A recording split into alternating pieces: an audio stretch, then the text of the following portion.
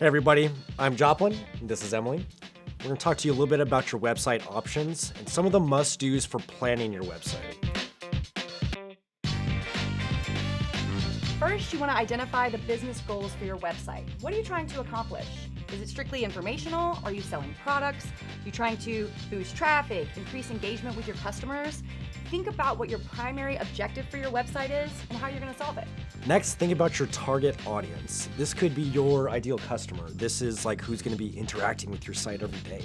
Who are they? How old are they? Where do they live? What kind of a tone do they expect when they go to your website?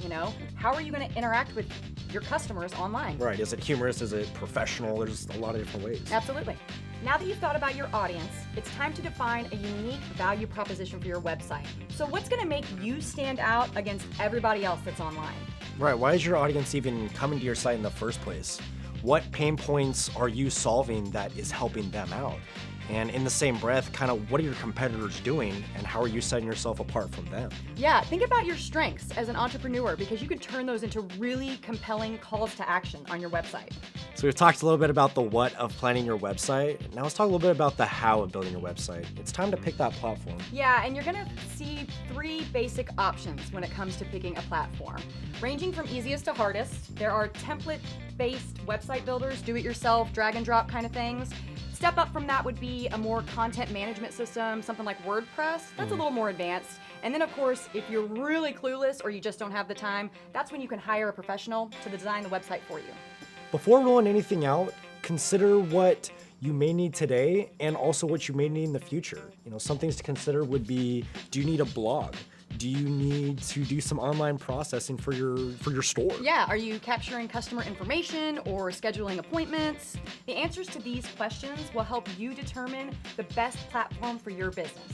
Finally, you should probably research some design elements. Whether you're hiring a professional or you're going to build this website yourself, there are some website design elements you need to consider.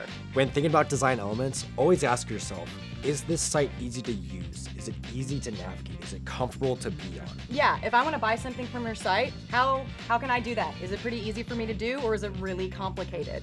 It needs to be clean and crisp. Think about social sharing. The text size, the pictures, the kind of navigating around images up top. and text, so important. Do you want customer testimonials? How easy is it for me to put products in the cart and check out? These are all design elements that are really important to consider when planning your website.